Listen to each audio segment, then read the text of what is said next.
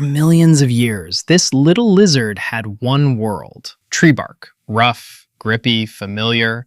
Its toes were built for it.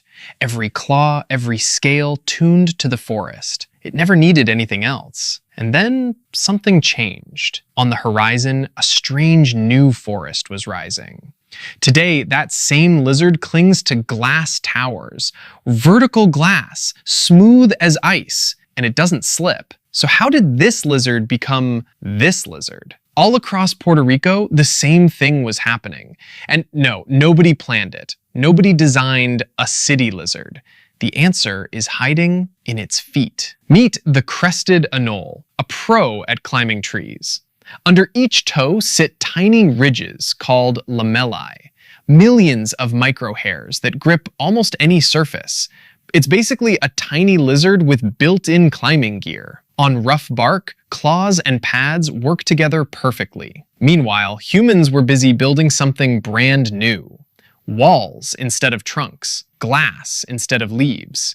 To a lizard, the city was just a very weird forest. The city had warm walls, bright lights, and free bugs. But smooth surfaces? Claws can't grab them at all. On glass and paint, a lot of them just slid off. But some were born with slightly bigger, stickier toes. Those few could hold on where the others fell. Longer legs helped too, more speed on big open walls. The grippy ones survived. They ate, they stayed warm, and survivors do one very important thing. They have babies. Babies inherited those same big, sticky toe pads. Repeat that generation after generation on every wall. Nobody chose this. The city did the choosing for them. A biologist, Kristen Winchell, decided to actually measure them. Her team compared city lizards to nearby forest ones. City lizards had bigger toe pads with more lamellae, and longer legs too, exactly as the walls predicted. They published it in 2016. The pattern was real. In the lab, big pad lizards outgripped the rest on smooth surfaces. But was this born in, or just practice? Big difference. Raised in identical labs, the babies still grew different toes. That means it's heritable, written right into their genes. In 2023, they found the genes, about 90 of them.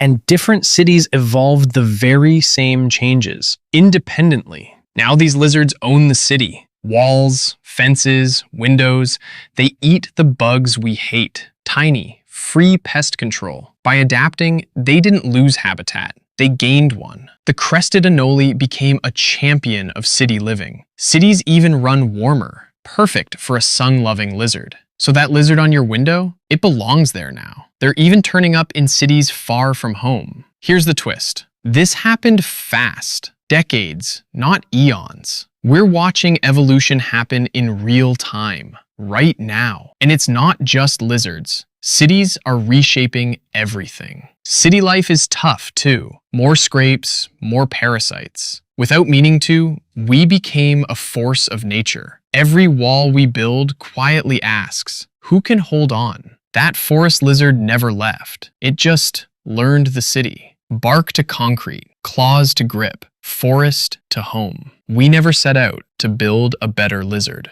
We just built cities, and life quietly figured it out. So the next time one clings to your window, you're not just seeing a lizard, you're seeing evolution.